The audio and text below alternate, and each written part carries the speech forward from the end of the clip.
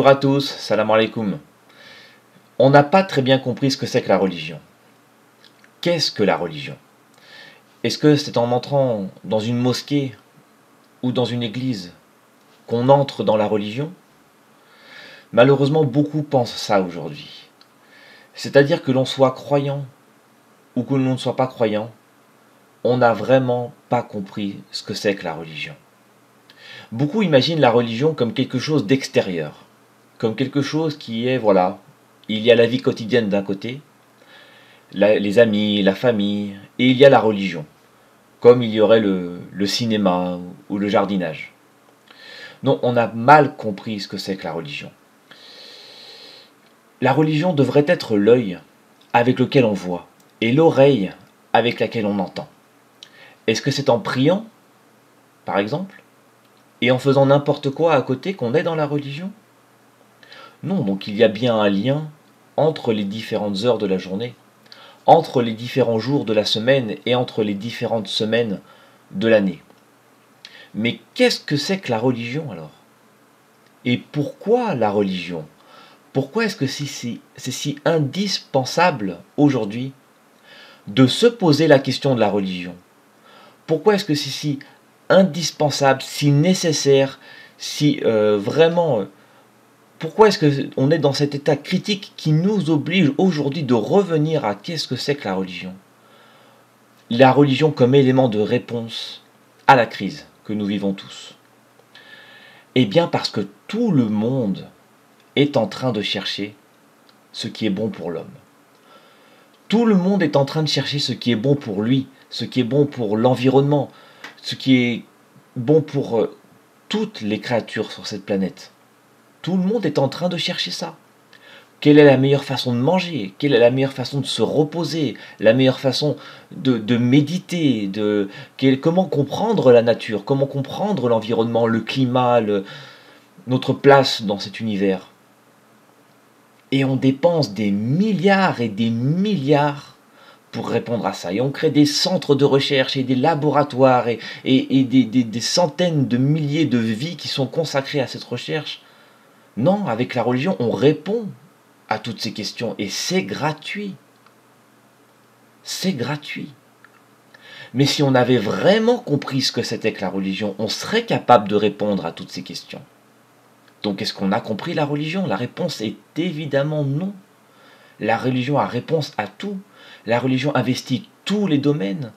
Est-ce qu'on peut parler avec la religion? Oui. Est-ce qu'on peut entendre avec la religion? Bien sûr. Est-ce qu'on peut comprendre comment manger, comprendre comment s'alimenter, comment se revitaliser, comment fonctionne notre environnement? Est-ce qu'on peut comprendre la science? Est-ce qu'on peut investir la médecine? Bien sûr. Bien sûr qu'il y a de la médecine dans la religion. Bien sûr qu'il y a de la physique dans la religion, de la chimie, de l'astronomie. Toutes les sciences sont dans la religion. La politique, mais bien sûr.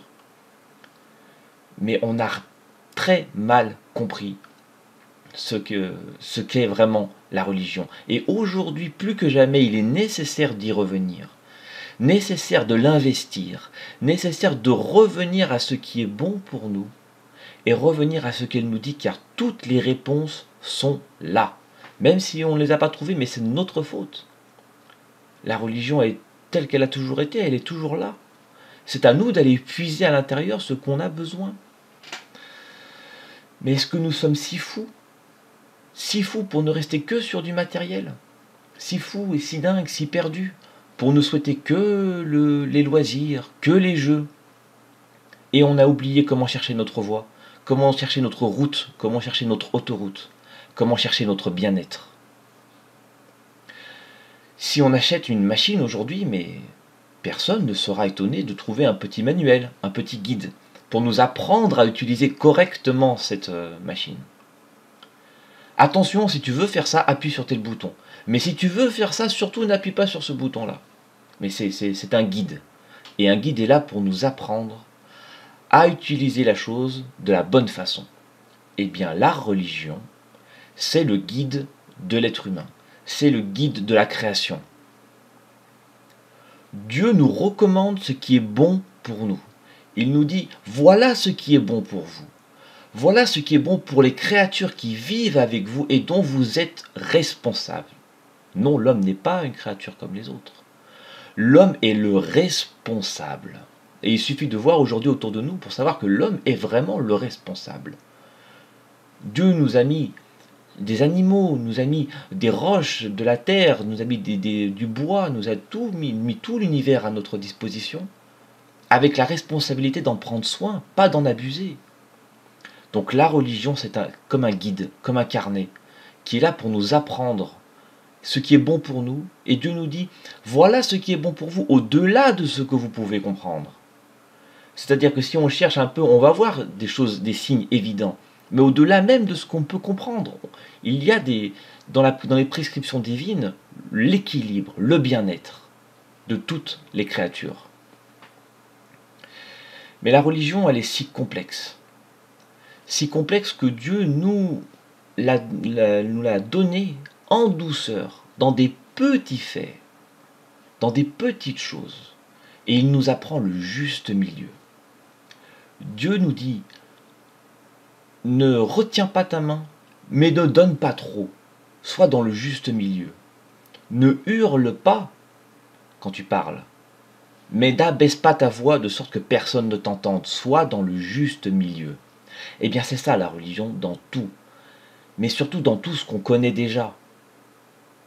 Et pour le reste, non, nous ne savons rien de la religion. Tout est encore à découvrir, tout est encore à découvrir. Et pour tout ce qu'on ne sait pas, mais il viendra le temps de l'investir, de chercher, de comprendre. Quand Dieu nous dit quelque chose, quand il nous recommande ou quand il y a une prescription divine, est-ce que ça veut dire faites les choses sans réfléchir? Non, c'est l'inverse.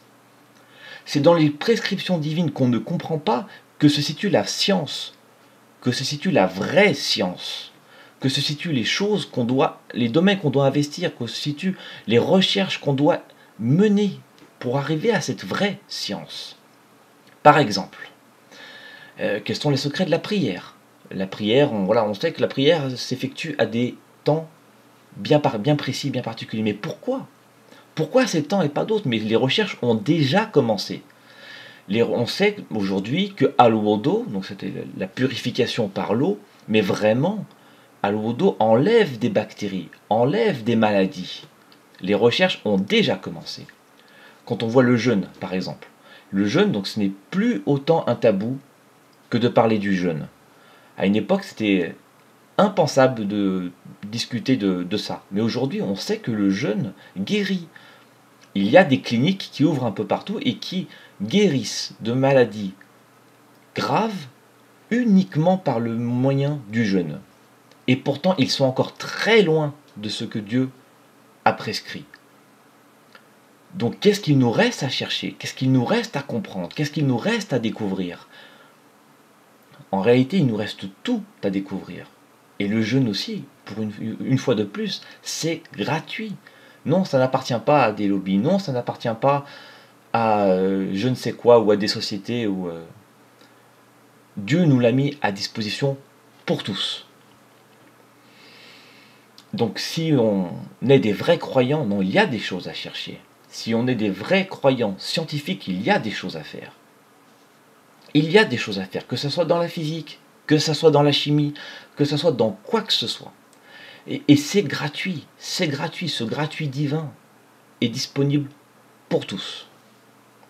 Et Dieu ne l'a pas mis entre les mains d'un ange, ne l'a pas mis entre les mains d'un prophète, ne l'a pas mis entre les mains d'un homme, non, c'est directement entre la personne et lui. On peut nous priver de quoi que ce soit. On peut nous priver de notre liberté, on peut nous priver de nourriture, on peut nous priver de ce que vous voulez, mais personne, nul au monde ne peut nous priver de Dieu. Dieu est là avec nous tous. Donc, la religion nous montre, à travers les prescriptions divines, à travers les recommandations, tant de domaines qu'il est indispensable d'investir. Aujourd'hui, on sait que, par exemple, on veut faire de la politique, mais tous les politiciens sont des menteurs. Tout le monde le sait aujourd'hui, mais tout le monde en a marre. Tout le monde en a marre. Tout le monde veut un peu de vérité, un peu des choses véritables pour s'alimenter, parce qu'on a besoin, on sent ce besoin en nous, on a besoin de choses véritables, on a besoin d'honneur, on a besoin de noblesse, on a besoin de tout ce qui nous manque aujourd'hui. Non, la religion, elle, c'est vraiment, avec la religion, on est de vrais intellectuels, de véritables intellectuels dans le vrai sens de l'intellect. Non, la religion, c'est vraiment l'intellectualité. Pour que la personne puisse être concentrée quand elle fait quoi que ce soit. Pour qu'elle n'ait pas besoin de mentir ou de tromper pour se faire entendre. Vous m'avez entendu? Pour que la personne n'ait pas besoin de mentir ni de tromper pour se faire entendre. Mais c'est exactement l'inverse de ce que ce monde nous a appris. Aujourd'hui, on nous apprend que c'est par la manipulation et la ruse qu'on se fait entendre. Mais non, c'est faux. C'est totalement faux. Et tout le monde en a marre. Tout le monde en a marre de jouer aux menteurs et aux rusés et aux je ne sais quoi. C'est épuisant et c'est faux. Non, la religion nous montre comment être, comment ne pas mentir, comment ne pas tromper et quand même se faire entendre. Comment arriver à un gain sans casser autre chose. Comment construire sans détruire. Si on trompe pour se faire entendre, mais ce n'est plus la religion. Si on détruit pour arriver à quelque chose, mais ce n'est plus la religion. Donc si on veut vraiment changer ce monde, si on veut vraiment faire quelque chose, mais tout est à faire. Tout est à investir. Vous voulez être des médecins, mais la religion vous rendra peut-être 10 fois plus compétent que n'importe quel médecin sur Terre. Peut-être 100 fois, peut-être 1000 fois. Avec le jeûne peut-être et quelques petites recommandations, vous serez déjà plus compétent que tous les autres. Vous voulez être des psychologues, mais vous êtes déjà psychologue, mais ajoutez ce gratuit divin. Faites ce pas supplémentaire qui va vous rendre, qui va vous ouvrir des portes que vous ne pouviez même pas imaginer.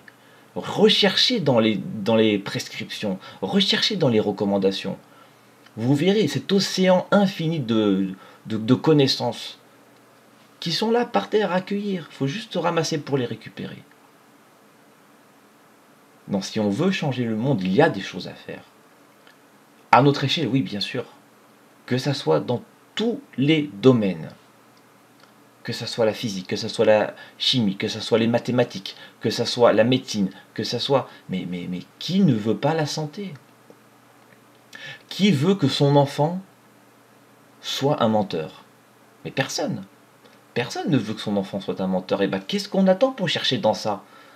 Pour chercher dans ce qui est bon, dans le fait de dire la vérité, et qu'est-ce qu'il y a de mal et de mauvais dans le fait de dire le mensonge? Quelle différence il y a entre un menteur et quelle différence il y a entre un menteur et un véridique? Mais pas simplement dans la façon de s'exprimer, mais au niveau moléculaire, au niveau de l'interne, au niveau de ses organes. Non, on le sait. Un menteur le porte sur son visage au bout d'un moment, quand il persiste dans ses mensonges. Mais qu'est-ce qui s'est transformé en lui pour que ce vice se voit directement sur son être? Eh bien, qu'est-ce qu'on attend pour chercher ça? Un état véritable, mais qui n'a que des véridiques, mais qui ne voudrait pas ça? Si ce n'est Satan lui-même. Quel état ne voudrait pas d'un peuple où chacun est à sa bonne place, chacun est épanoui, chacun est à la hauteur de son destin, chacun est heureux, mais qui ne voudrait pas ça? Donc qu'est-ce que c'est que ces états? Qu'est-ce qu'ils veulent? Qu'est-ce qu'ils attendent de nous? Mais que nous n'en ayons plus rien à foutre, que nous ne soyons des moins que rien, que nous soyons totalement déresponsabilisés de notre mission. Non, l'homme fait la différence. L'homme est responsable et c'est ce que nous enseigne la religion. Et la religion nous montre des portes. Il n'appartient qu'à nous de les ouvrir, qu'à nous de les investir. Tout est à faire. Et il y a des gens qui ont déjà commencé à rechercher. Quand Dieu nous dit par exemple que ce n'est pas avec notre cerveau que nous réfléchissons, mais avec notre cœur. Mais qui aujourd'hui va nous dire que c'est avec le cœur qu'on réfléchit? Qui nous dira ça? Qui répondra ça? Et qui cherche dans ça aujourd'hui? Mais soyez étonnés, peut-être plus que vous ne le pensez. Les recherches ont déjà commencé. On parle aujourd'hui d'intelligence émotionnelle. Et c'est très peu dit. Très très peu dit.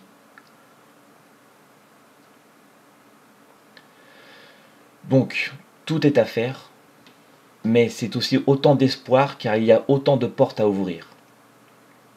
Et nous, chacun, à notre niveau, essayons d'ouvrir ces portes pour avancer. J'espère que vous voudrez ouvrir une de ces portes peut-être pour voir qu'il y a beaucoup plus que ce que nous ne voyons simplement aujourd'hui. Inch'Allah, la prochaine vidéo sera l'occasion de parler du couple. Un sujet qui est très très très important. Très important. Donc nous allons passer un peu de temps sur le couple et nous parlerons ensuite de l'homme et de la femme.